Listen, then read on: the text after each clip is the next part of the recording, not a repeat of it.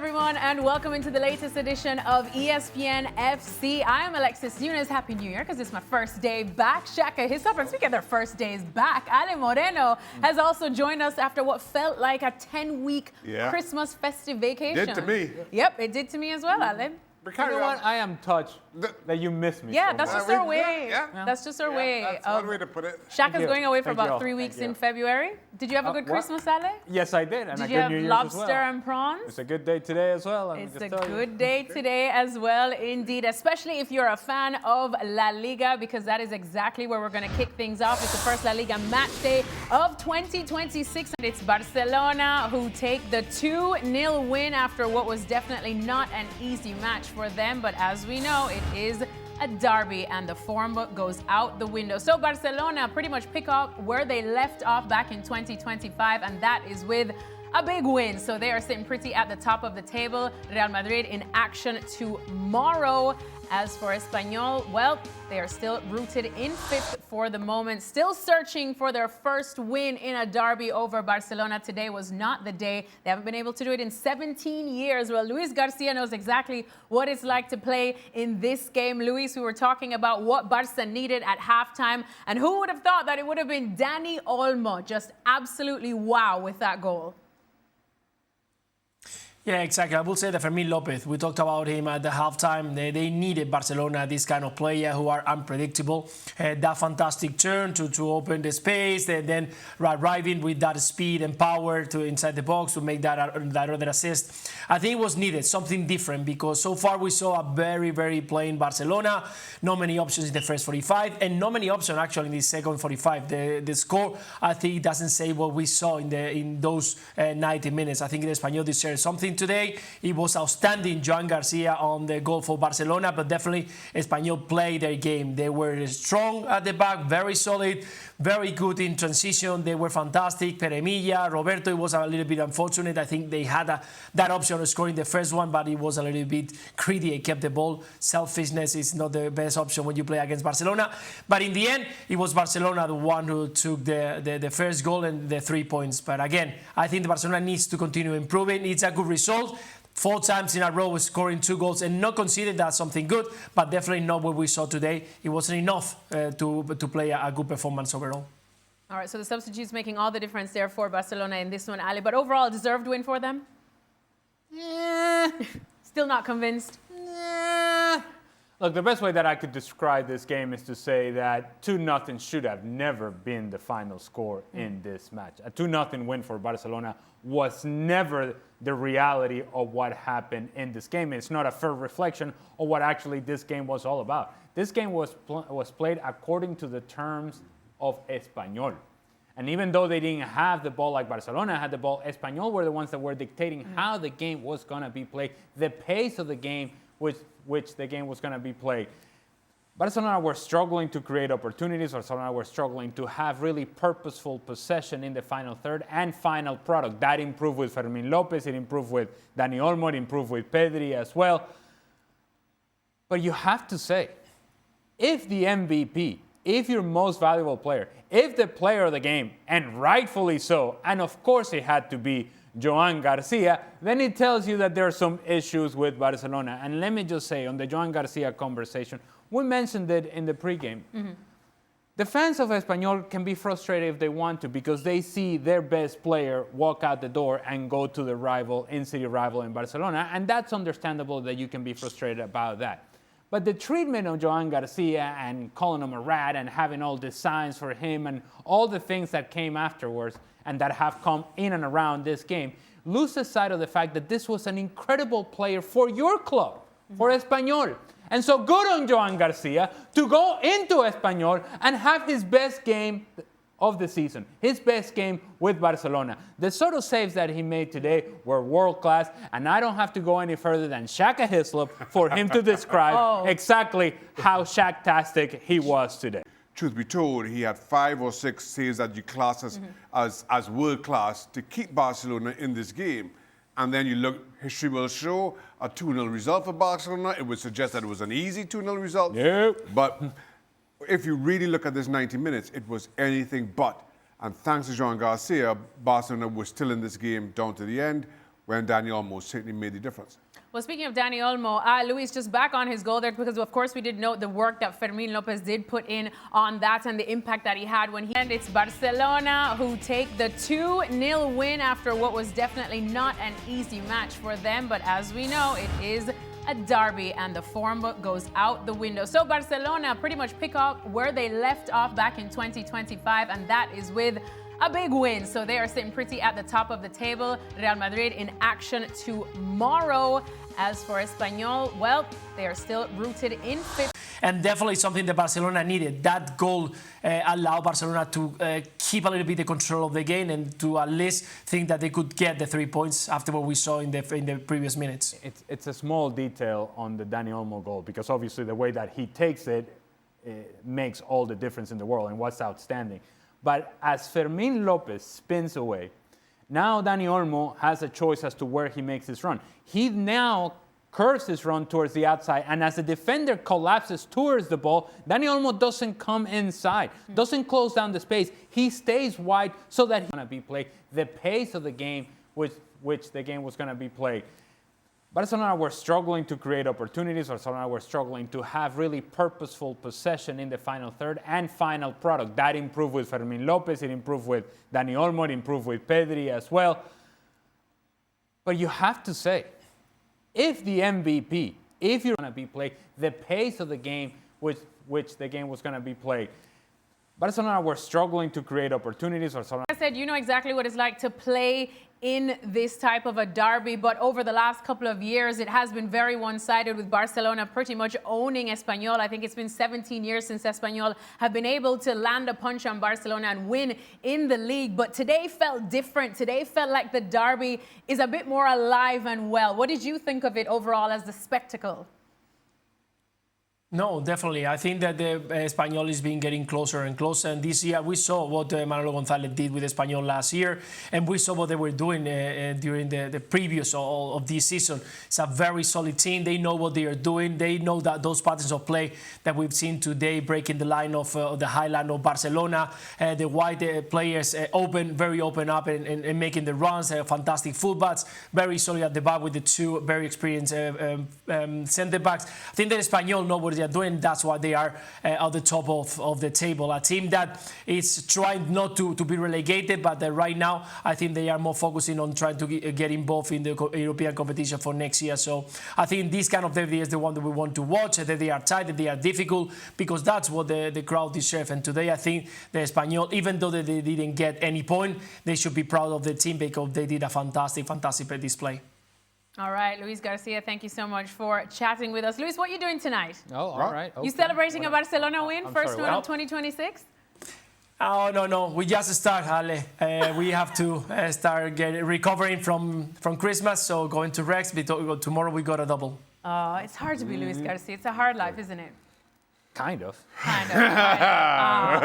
right, well, it is a hard life because he is one of our hardest workers, and no doubt he will be back this week, because have a look at what's coming up on our network. Barcelona up against Athletic Club de Bilbao in the Supercopa. That's Wednesday, 2 p.m. Eastern Time, and then Thursday it's a Madrid derby in the Supercopa. 2 p.m. is when that one kicks off on ESPN Deportes and ESPN2. Well, in the end, the Gunners march on with a 3-2 win in this one. Let's have a look at the Premier League standings, because as I said, it's painting a pretty picture for Arsenal right now. 6 points clear at the top. Aston Villa, who also got a win today, they're in second, only just as Manchester City are getting ready to play Chelsea, who are in fifth on Sunday. Well, speaking of Manchester City, we have a former Manchester City man himself. Our Nedum is joining us with a very sly smile, but we're not going to talk about Manchester City against Chelsea just yet. Nedum, your thoughts on what was another significant win for Arsenal? Yeah, I think it ended up feeling quite significant based on that goal from Krupa Jr. Like, that was a great finish. But I thought from the way the game started, Arsenal were the team that felt like they were in control. And then we saw that mistake from Gabriel. We don't see that ever. I think Shaka's right in thinking, why is he trying to play that pass? Why is he trying to do it first time? I don't think Evan Nielsen could believe his luck. He's not even pressing. He's just standing literally on the edge of the box. And here, please go. Please tap this into an open net. But like I say, I think Arsenal, for the most part, they look like they would the side who are top of the league. I think they controlled certain elements of the game, and then Bournemouth had some belief. But I think as we look at this game, in reality, you'd want it for Arsenal to be a lot easier, in my opinion, because we're talking about a Bournemouth side who haven't won a game since October. So for as good as a game as it ended up being, and it felt like Bournemouth could maybe steal another goal, I think for Arsenal, looking at some of the mistakes that they made, I think they need to try and eradicate them from the games coming forward, because as we know, these next few months are so crucial if you want to win a Premier League title. After what was such a statement win over Aston Villa, Ale, Arsenal are coming along nicely. Yeah, so for some people that are obsessed with looking for reasons as to why Arsenal is not going to do this. So us. I'm not pointing the finger. show. I'm not pointing the finger. I'm just saying there are some out there that, again, are obsessed with like, well, they haven't done it in so long. This team hasn't been there before. And apparently you can't do it if you haven't been there before. Look, when Evan Nilsson scores that goal, and in the manner in which the goal came about, if indeed you were inclined to believe that Arsenal were somehow going to give this league away, this would have been the sort of moment that you would point back and say, see, that Gabriel mistake, and a weaker version of Arsenal from the past perhaps would have been vulnerable enough to where it would have made a difference. And it didn't in this game. 3-2 makes it look closer than this game really was, and credit to Krupi and that goal. What a great goal it was, and then certainly it's something to be highlighted. But in terms of the whole of the game, the totality of the game, Arsenal being down 1-0 still felt like they were going to go and win the game. And certainly when 4 minutes later Gabriel is scoring a goal and it's now 1-1, you're thinking, well, it's only a matter of time before they score a second, and they did. And it's only a matter of time before they score a third, and they did. The surprising part was that they allowed Bournemouth to get back into this match. And maybe that's something that you can point the finger and says that they have to improve upon that. But that's nitpicking. You went into Bournemouth and actually got the result, got the 3 points, and you seem to be closing out this cycle of games that have been coming quick and fast. And here you go. This is the moment they're going to fail against Aston Villa? No, they won. This is the moment they're going to fail against Bournemouth? No, they won. So stop looking for reasons as to why this team is going to fail and actually look for reasons as to why this team is going to thrive. You looking at us when you say that? No, you seem pointed to. the finger at us. No, you. I feel guilty. No, I said you, and then you took it in. Yeah, Shaka, but Ale has a point, because it feels like we're still looking for reasons to not definitively say, yes, this is going to be Arsenal now. I'm sure Nedum's covering his ears, but they're really proving us wrong with 2 big statement wins. To that point, I think Arsenal over the last couple of years has given us reason to question whether they can have 2 good halves of the season, whether they can finish the job off. And we know City, or at least a good version of City, not last season's version of Manchester City, how good they can be in the second half of the season. We're still waiting for Arsenal to prove that to us. Now, in many ways, I thought they stumbled into the Aston Villa game and result. Granted, they were winning, but it felt narrow, it felt a little bit scrappy at times, and then that statement win against Aston Villa. And now, kind of given Bournemouth's current form, the run that they've been on, a 3-2 result maybe feels a little underwhelming, but truth is, I thought Bournemouth were outstanding on the day. I thought they really played well on the day, and in many ways, you saw as good an Arsenal, certainly in their response, as you could hope to see. Not relying on set pieces. I think they've had to endure that criticism. And then you look at Declan Rice popping up with 2 goals, as he just seems to do so wonderfully well. And I thought Odegaard and that pass to Bukayo Saka to set up Declan Rice for his second really was something special. And it speaks to Odegaard, his vision, his ability. And it speaks to this Arsenal when they're at their best. Now, with all that being said, it's still the first week of January. Arsenal are looking back to their best, but it's a long way between now and the end of May. And as I'm sure Nedum would back me up on, City kind of own this part of the season. So it's going to be an interesting few months to come for Arsenal and their fans in particular. Well, Nedum, if you put back on your Manchester City hat, which I don't know if you ever really take it off, to be honest, and you're looking at this from that Manchester City perspective, as Shaka pointed out, you guys have owned this part of the season. You know exactly that you don't need to panic because it has been done time and time before. So we felt like all the pressure was on Arsenal. But after what we've seen from Arsenal against Villa and today against Bournemouth, Are you starting to feel a bit nervous now in terms of being able to chase them down? I'll be honest, when you say you, that's very, very charitable because I think I had more in common with the Wolves side as opposed to a Man City side. They've won the Premier League in the last few years. So that is very courteous. I think in some ways City have gone on really long spells of winning games around this time of the year. And I think it's the type of thing that's been needed to win some of those titles because I think on occasion you're seeing them win the title by maybe 1, 2, 3 points. And it says a lot that, they've had to go on great runs to be able to do that. But usually there is an adversary that can do the same sort of thing. And I think that's what we see with Arsenal now. I think even seeing with Aston Villa, the run that they were on, I think that shows the difficulty of the league itself because they went on that run where I think it was 10 or 11 wins in a row, but they never actually reached the summit. And then very quickly when they played against the team who was up there, you sort of felt the difference as well. So yeah, City, they know that they have to be close to perfect to try and win this league title because ultimately they are chasing. And I think for the amount of points that they need to make up, even if they were to beat Arsenal in a head-to-head, as it stands, it's still not in their hands. But I think, to go on to what Ali was saying, you're looking for reasons to why they can't do it. I don't necessarily think it's that because for me, they have been the most consistent side in the league so far this season. There's no real question about that because you can see in the fact that they've not lost that many games. They play a robust style of football, which sometimes look great, sometimes just looks like it's effective. But the fact is they're top of the league and very deserving of being there. So I think for City and all those teams behind them, you are looking to these games to try and find chinks in the armour. But ultimately, you have to make sure that you do the job that's required. Otherwise, these guys will run away with it.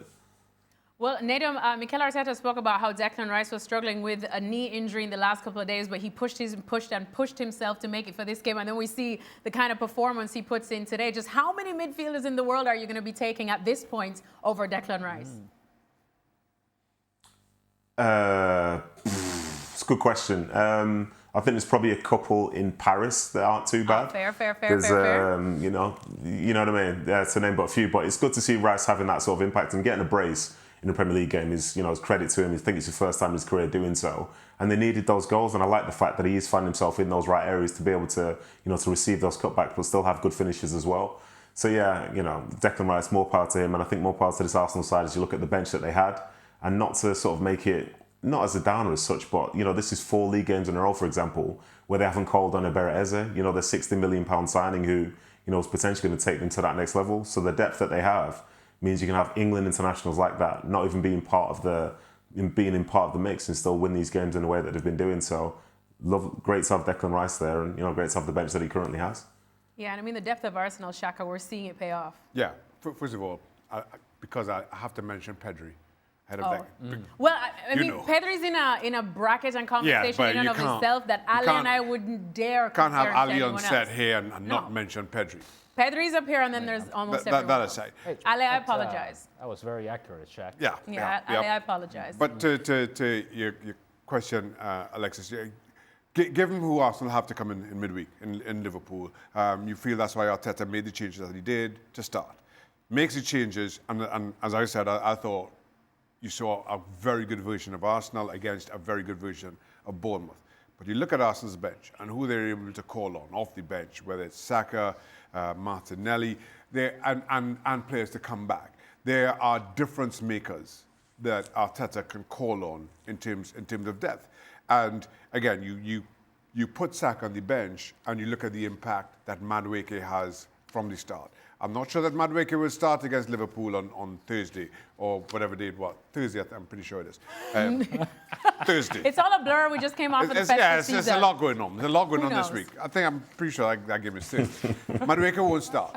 But it speaks to how Arteta can now rotate the squad without there being any real drop-off. You talk about Declan Rice, who started right back against Aston Villa. So there is this quality that is running through the squad now that I'm not sure how Arteta manages this well continuing on. Does Madueke kind of accept his role as a bit part player? Those are the things that will test Arteta's man management skills. But that's when it helps to have a guy like Declan Rice, that you don't have to worry about him. I get the same feeling about Declan Rice that I get about Fede Valverde for Real Madrid. If you're a manager, you don't worry about Declan Rice. Just like you don't worry about Fede Valverde. You know that they're going to give you performances, and consistently so. You're not concerned as to whether this guy is going to show up or this guy is actually going to perform. He's the least of your concerns. You know you put him out there and you're going to get a performance at a high level, consistently so. So then that's one less decision, one less thing that if you're Mikel Arteta, you have to handle or worry about or concern yourself with. You know this guy is taken care of. And then that gives you some freedom to say, well, do I play this guy or do I play that guy? Again, don't worry about him because you know that Declan Rice is going to show up for you. Aston Villa up to second in the Premier League table with this win. Nottingham Forest still very much in a spot of bother. But Nedum, let's talk about Aston Villa because, again, speaking of bounce backs after what we saw against Arsenal, this was a nice one.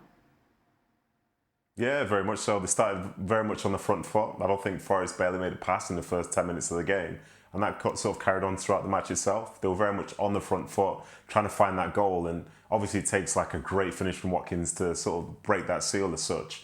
But from when they did that, they were very much the better team, you know, from basically start to finish. I think when they scored to make it 2-1, you're thinking, well, you know, is this going to be a collapse? Are we going to see a side that, you know, maybe we're punching above their weight and so on? But no, you know, it's a really, really good Aston Villa performance in front of their fans. And, you know, they can have that sort of belief again, because I think in some ways, for that Arsenal game, the belief was building up on a week-to-week basis, and now all of a sudden we're going to go and play Arsenal again, and we're going to go and beat them because we're in this title race. And they probably felt a bit more pressure than they probably have done at any point during that run. But I think that loss in some way takes the pressure back off them. And I think they played with an element of freedom and quality today, and you can see that from the stats, from the game, from the goals. Obviously, apart from the goalkeeper sort of losing, which zip code he was in. But positive is a positive. It's a win is a win. Happy days.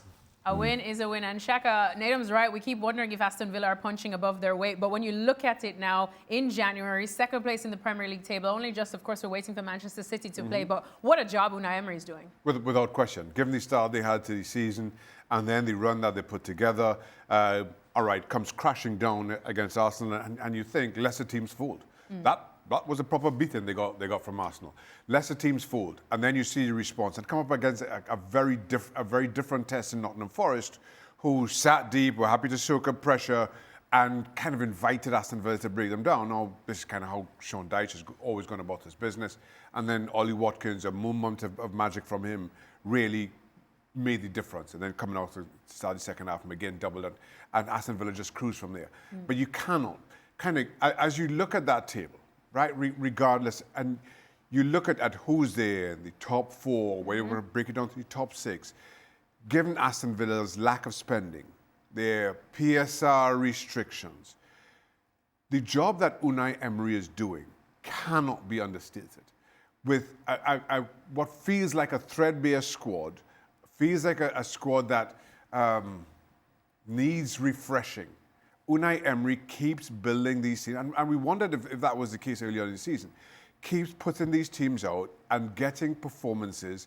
Even when he doesn't get performances, he often gets results in a way that, I'll be honest, I'm not sure any other managers can boast of. Ale, do you know what? I think we've hit another level. We've got the Shaka Hislop Jamal Musiala voice, but now we have the Shaka Hislop Unai Emery praise voice. Well, that and PSR restrictions. Our boy does his homework. Yes, sir. Is that you're the same guy that puts the power rankings together? PSR restrictions? Is that a thing? It's a new year. It's a new year. Oh, man. New Year's resolution. New Year, same us. The PSR restriction. What? Look, I was listening to the interview after the game by McGinn, in which he's talking about sort of the feeling in the locker room, and they asked him about the goal celebration, and it was sort of an inside joke within the locker room. But more importantly, he said, well, maybe this is the start of another 11-game winning streak. So it in a way tells me that if you're an Aston Villa player, you needed this win to put the Arsenal game behind you and the feelings of that Arsenal game, and understand that you're not going to play Arsenal every week. So you have proven that you can beat everybody else. And if you're not having to beat Arsenal every week and play them every week, and you don't have to concern about them, then you actually can string together results, and you have proven that you can do that. But they needed this win to jumpstart yet another potential streak. Aston Villa, they have nothing to lose and everything to gain. We talk about the pressure on Arsenal, the pressure on Manchester City. Aston Villa are right in the way. And it's a great place to be because all those other guys are expecting to do something. If you're Aston Villa, where you are right now, you're flying and you are playing with house money. All right, well, can I just say... and PSR restrictions. And too. PSR restrictions as well. Nedum, did you want to chime in again on Aston Villa? Yeah, I was going to say, barring those PSR restrictions, which are obviously very tricky for Aston Villa, Shaka very once wisely said, I think this is a story of Emery with the coaching, but then with the belief. I think you saw that with Villa today. And when the belief is there, I think everybody that's played, you can have the quality that you have, but when the belief comes with it, before you know it, you can find a level of performance that maybe other people didn't think that could be there. And as you say, as you look at that Villa side, they can compete against absolutely anybody, absolutely against everybody. And as they go to the training ground tomorrow, oh, we've won again, we've won again, we've won again. Who's next? Who's next? We've won again. Europe's going to be kick-starting in a few weeks, and everything's fantastic at that club at this moment in time. And who's to say that they can't do that 11-game run again, as Alex just mentioned? Aston Villa second in the Premier League table at the moment, at least until Manchester City play tomorrow against Chelsea. What a game that's going to be. But Nedum, nobody's really talking about Manchester City in this one after the week that Chelsea has had. In case anyone's been living under a rock, we know that Enzo Maresca has left Chelsea after clashing with the club hierarchy. So Nedum, before we get into exactly what you expect from this game, what do you make of Enzo Maresca's departure and the situation that Chelsea now find themselves in? It does feel very Chelsea, to be honest, to be sacking a manager not too long after the guy's been successful. But, with the new ownership in play, with some of the things that Maresca was saying just a few weeks ago about how it was the worst 48 hours he's ever had as a coach, you're sort of wondering, well, what's going on behind the scenes? And we've seen this Chelsea side as well essentially drop out of form because not too long ago they're drawing against Arsenal with 10 players. And then next thing, I think they're 15 points behind them heading into this next game week. So something probably had to give. The feeling around the place has obviously dropped. And yeah, for him to be leaving in that manner is disappointing in some ways because I think in the grand scheme of things, overall, he did a good job and probably better than some people probably anticipated when he first got the job over a year ago. But the way that things go, once that relationship breaks, and I'm hearing it could be broken for so many different reasons, whether it's potentially speaking to another club, talking about wanting more experienced players, maybe the players themselves weren't so keen on it anymore, maybe the ownership group wants more of a yes man. It's really complicated. It's a shame for him that he's left, but he leaves himself. I think it's quite a good Chelsea side and squad, all 30,000 of them it feels like, but the future could still be bright for Chelsea if they find the right person. Ale, on our show right before New Year's, we had Jurgen Klinsmann, we had our boy Shaka, who rarely gets things wrong. And I did ask both of them, do you see Enzo Maresca here at Chelsea at the end of the season? And when I tell you, they both said absolutely yes with their chests. And then fast forward to now, what do you make of the whole situation, Ale? Because you, of course, have been away on your luxury vacation. Okay, Alexis. Enzo Maresca can probably join you on one now because he's got time. Yes, he could. We have the same haircut, too. Look, when evaluating Chelsea this season and analyzing this team, what was glaring to see is that this team lacked continuity, consistency of performances. That one day they will look great and the next day, well, not so much. How do you find and foster consistency and continuity if you change the manager whenever the manager disagrees with the ownership? Well, it's the Chelsea way. Whenever you have a back and forth and the manager kind of stands his ground and says, hey, look, I think this is what's best for the group of players. I know what my team is all about. I don't think this is the direction we should go. No, he disagrees. He gone. Never, ever is it possible to find consistency and continuity if you don't allow managers to work. And it's important and critical for Chelsea going forward that whatever choice you make, you allow this person to work. And if you don't, we're going to have the same conversation and Shaka is going to be wrong again. And again, as he often is. Well, Nedum, let's focus on the game now then, I suppose, especially from the City perspective. After everything we just talked about Arsenal and what they've been able to do, does this feel like a must-win for City? Yeah, I would say so, but more so in terms of if you're chasing a team that's in first, which game isn't a must-win going forward? Are you going to take a draw here, take a draw there? No, you want to have aspirations to reach the summit. And then once you get there, you have to keep winning those games as well. So yeah, I think it is a must-win. given the fact that it's at home, given the fact that Arsenal have just won their game as well, and Villa, you don't want to make that gap too big, because before you know it, the league title could be out of their hands, as we saw last year, and I think a good few years ago as well. So it is a must-win. And now, this sacking, I don't know if it's a good thing or a bad thing for this game itself. I think in some ways it's a good thing that the person that's potentially in the dugout, the 21s manager for Chelsea or coach for Chelsea, he's not the most experienced person. Maybe tactically he doesn't necessarily understand the sort of inner workings of how to get the best out of this bunch of players. But then also some of those players might sense a great sense of freedom, because not everybody potentially like the manager himself, and we wanted to start on a good foot for whoever's going to be coming in. So it ends up making this Chelsea side a bit more dangerous. But I think it's fair to say, looking at the league table in the last few weeks, City are the better side. So in some ways, yes, they have to win this game, because otherwise, this league title and this chase is just going to get harder and harder, isn't it? A must-win for Manchester City, according to our Nedum Onuoha. So let's see what the guys have predicted for this game. I wonder if Nedum's gone for a big win. Oh, Nedum's going Manchester City 3-1. So a couple, Shaka, saying that City will just win without conceding a goal. And Ale going for the 2-1. So Nedum, confident about that 3-1? Why are you giving Chelsea a goal? No. Listen, I'm not confident at all. I was so anxious about this game that I was going to say the Blues were going to win. So you can decide whichever way that's going to be. Protect, cover two bases, you know what I mean? But yeah, I just fancy City to be able to do it. Obviously, they dropped points away at Sunderland in midweek, but in my mind, they should have won that game for some of the chances that they had. And in recent weeks, they've started to get into a groove a little bit. And I know he's been out for a good period of time now, but with the addition of Rodri the other day, you could see a different type of City starting to kind of come to the fore. And if you can get more minutes tomorrow, then yeah, I think you see a better version of them. So I fancy City to win. Like, Chelsea haven't been great. Yes, they are a dangerous side, but City are up towards the top of the league with the second best goal difference in the division. So it must be for a reason. Everyone fancies City to win in this one. Shaka, no hope at all for Chelsea? No, not for me, or at least there shouldn't be. Of course, Chelsea have a puncher's chance. But City at home, against arguably the best manager in world football, Chelsea away with an under-21s manager. I mean, kind of given the form that Chelsea have been in, I'm not sure, even with Maresca, that things would have gone well for them. Now you have somebody who, as Nedum points out, maybe doesn't understand the game, doesn't understand the nuances at the highest level of the game coming in. To Nedum's point that not everybody likes the manager, maybe there's some kind of a response. Generally, the players who are playing like the manager. It's the ones who aren't playing that don't like the manager. So I just don't see where...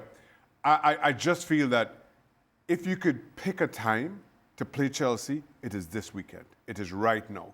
And your Manchester City, with all to play for, to your point, given what you saw from Arsenal today, I think City make easy work of this. Or should. Should. Oh. Disclaimer. He said it confidently. I've got the 3-0. He said it confidently, and then he started to question himself. All right, well, Manchester City up against Chelsea undoubtedly is the headlining game on Sunday, but here's a look at the rest of the Premier League games coming your way. The early kickoff is a juicy one. Leeds against Manchester United. You'll know that is an historic rivalry as well. And then Liverpool up against Fulham, where a lot of people actually fancy Fulham in this one. All right, well, that's going to do it for us today. Ooh, count how many times we said Shakastrophic or Shacktastic today. It was a nice little goalkeeper type of day. But we're not stopping there, because extra time is next, so join us then.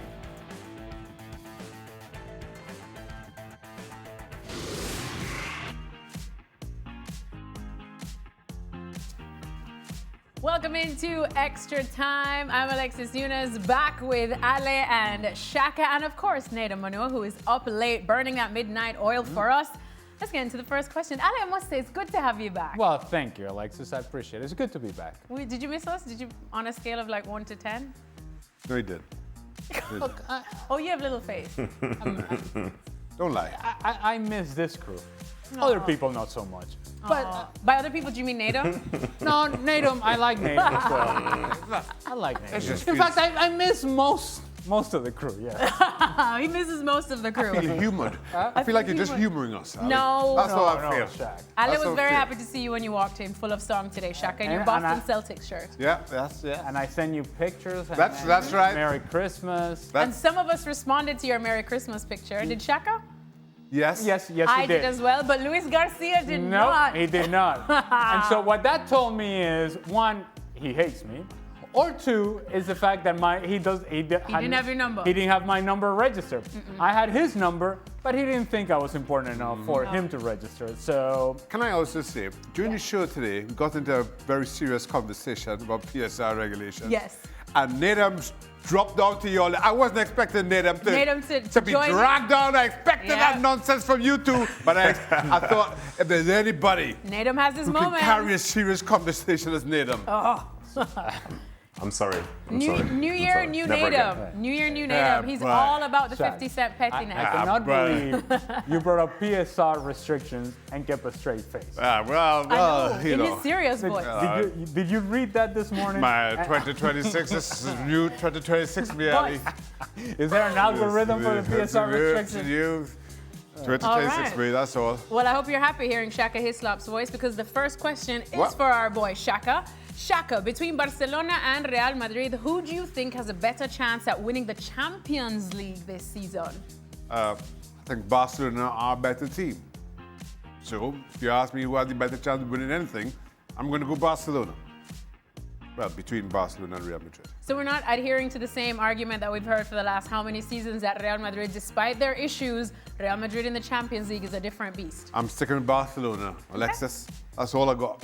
All right. What does the PSR say? You stop. You're going to influence Nedum next. You're going to influence Nedum to say something.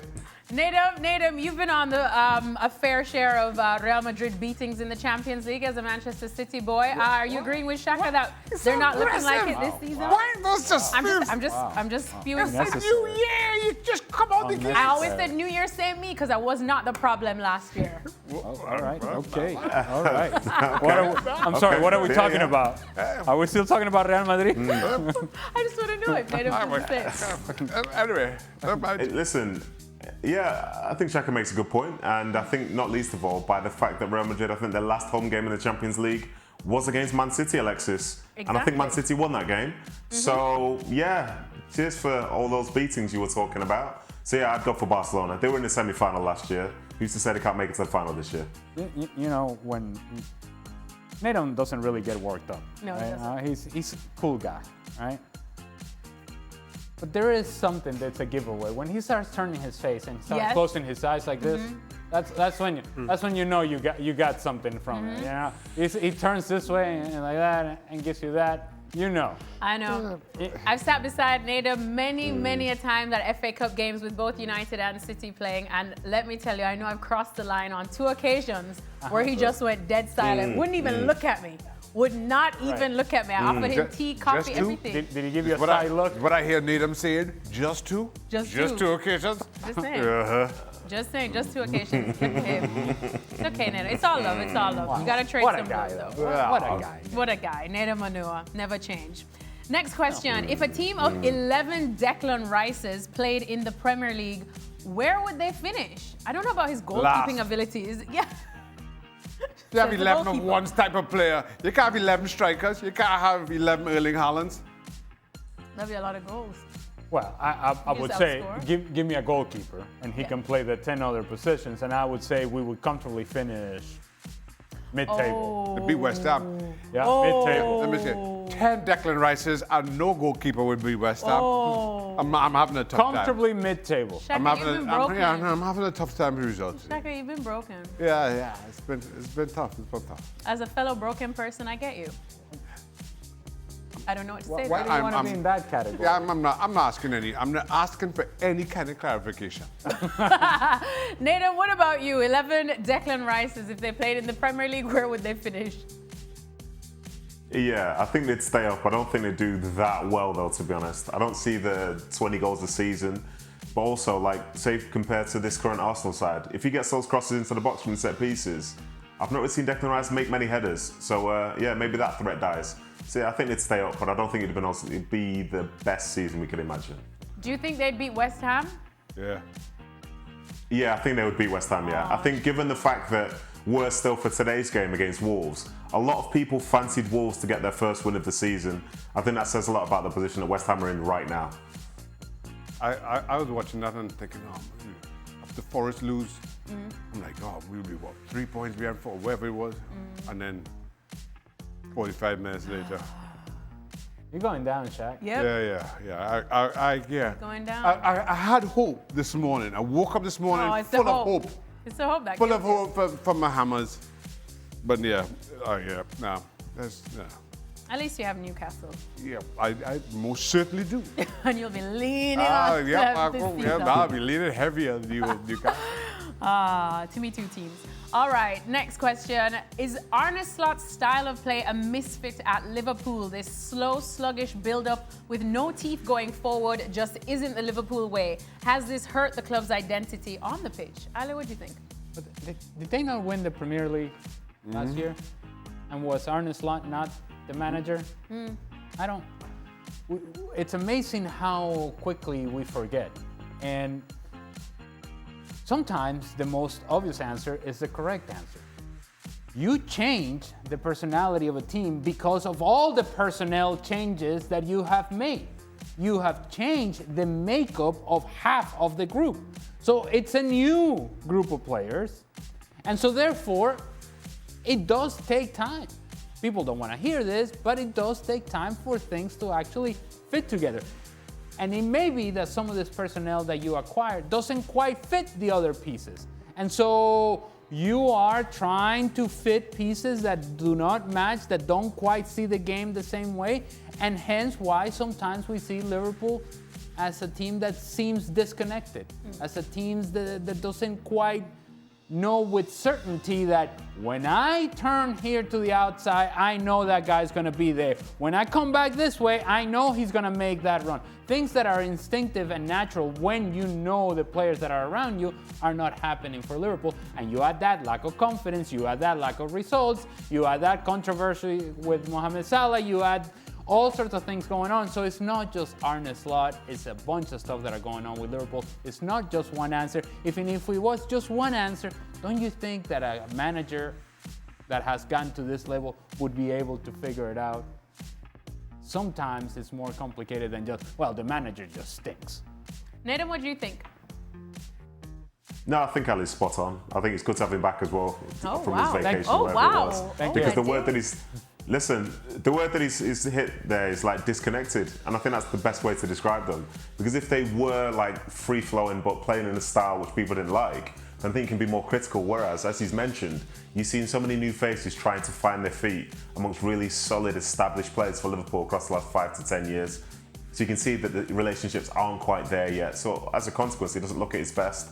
I think if Slot was training them to look like this, it obviously would have bigger issues. But the very first point you made, Liverpool reigning champions of the Premier League. If the style worked last year, who's to say they can't work this year?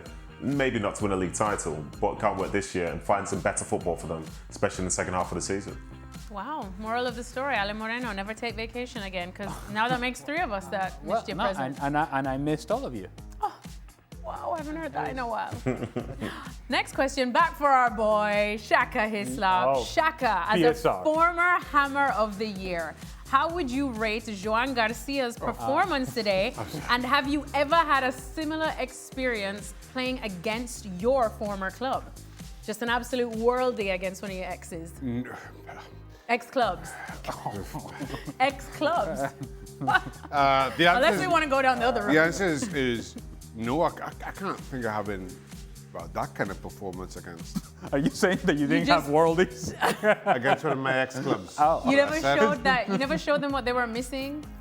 They were just always thankful that you left. Yeah, they were like, oh. They were like, thank goodness. Whew, boy. Thank goodness we Thank had goodness you. it's that energy pitch now. What was the other part of the question? Oh, Just boy. if you've ever had, how would you rate Joan Garcia's performance? I mean, it was outstanding. I think we covered that in the show. In Shaka's power rankings, would he be at the top of your goalkeeper power rankings? In regards to what? I suppose this week. This week we've had some good saves, you know. Yeah. Mm-hmm. You had Raya, you had Henderson, Areola, even in that loss against Wolves. You wanted had an to say save of the outstanding season. save. Huh? You wanted to say it was looking save of the season. Yeah. Even though I'm trying to put the whole game out of my memory entirely, that really was an outstanding save by Areola. So we've had a really good week goalkeeping-wise. I know Ali's going to talk about, but whose goalkeeper was it? Forest, the Forest goalkeeper. Who came out? Riley's going to talk about the Forest goalkeeper. I wasn't going to talk about it. Yeah, you were, yeah, you were. It happens, you know, sometimes with this time of year, the lights and then, Oh, you know. the lights. Lights in your eye, and, you know, it's January, so it's, you know, It's so January. it's sometimes, you know, just And just seasonal. as a random point. You're going through seasonal about, depression and all Oh that. dear, not Come the run it seasonal out. depression. just a random point about, sort of side note about Nottingham Forest. That was an unnecessary change on the goalkeeping position. Yeah. And why would you make that sort of change? I don't know. It doesn't quite, I can't yeah. quite figure out. But neither here nor there. Let me apologize on behalf of Alexis. What did I do now? Well, because he has Yeah, a, for what exactly? because there's a list here. let me just say that I know you have a really difficult time putting together your regular power ranking Yeah. Oh, I apologize. with your algorithm. And I put So him on the doing spot. that one list is a lot of work. A lot of data. Yeah, lot a of But data. lot it's of- only Lot of goalkeeper, so I just assumed. And then she says, she goes over the top of it and said, goalkeeper. Which is his area Look, of expertise. Yes, not even maybe at the top so. of his But head. if you give Shaka right now the homework to put together a list of 10 goalkeepers to make his power rankings, I think we get to 6 or 7. Then after that, we're struggling. Okay, We're struggling. First name on that list, Joan Garcia? See, we're thinking right now. Yes The wheels or no? are turning. Yeah or nay? What are we talking about? First name Games? on the list, Joan Garcia. What are we talking about? Individual games or saves? Individual. This week, This week? performances, goalkeeper. Performances. Yes. Joan Garcia gets it for Okay, there performance. you go. See, we got there in the end. Individual That's what we're saves. aiming for. That's a different list. I know. There you go. Moshe, You wanna make I another? apologize. No. You want another list? I'm just letting you know. Letting you Shaka's know. getting flustered. I'm not flustered. He's getting I'm very flustered. calm and collected. All right, final question. Would Thank Xavi would Xavi be the right replacement for Enzo Maresca considering his strong track record with young talent and the board's strategy? Nedum, what do you think? Board strategy, you say? Hold on. Yeah, and the board strategy. Right. Chelsea's Yeah. board strategy we talking Board about. I just strategy. want to clear that up. Carry on, Nedum. Clear it. Carry on. Or lack thereof. I think, to be honest, in my opinion, I think it's the type of name that I'm sure the Chelsea fans would want, but not necessarily the right fit for what the owners would want, in my opinion. I think they'll be looking for somebody who maybe isn't the biggest name, somebody who can almost develop the same way that the players are developing. I don't think they're going to see Xavi as being that type of manager. Yes, he could do a good job there. Maybe his football style could transfer into the Premier League as such and make this Chelsea team potential winners, but I just don't see Xavi being interested in that job or them being interested in him, to be honest. See, again, Why? people's memories just disappear entirely. Part of the reason as to why Xavi was let go from Barcelona is because he came out and spoke about the realities of the club and spoke about the realities of his team and what the limitations of that specific team were. And it was a very objective analysis of his own team. And guess what? The board didn't like it. They didn't like it.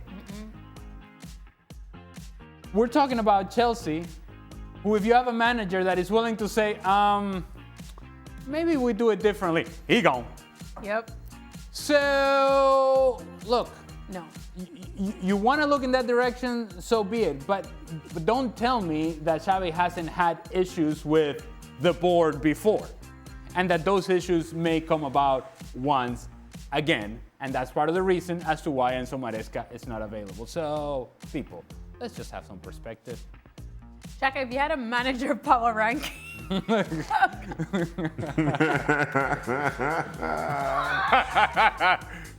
Very good. You cannot handle another list. No. I've got 6 lists as it is. where would Xavi rank in your managerial power ranking?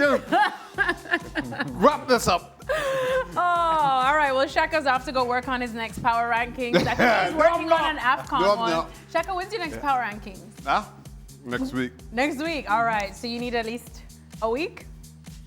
By Thursday, right? Thursday. The week after. What? What? After. You need 2 weeks to work on a power A lot of ranking? data. A lot of data. Oh my Lord. You're part-time in this. You're part-time in this Lot now, of data. Shaq. That's Well, what we'll I'm do saying. a goalkeeper power rankings Yes, and a I'm managerial power right. rankings. or for teams Xavi 4 could weeks. fit? 4 weeks now. 4 All right, weeks. all right. Thanks for watching. You're welcome. Sure.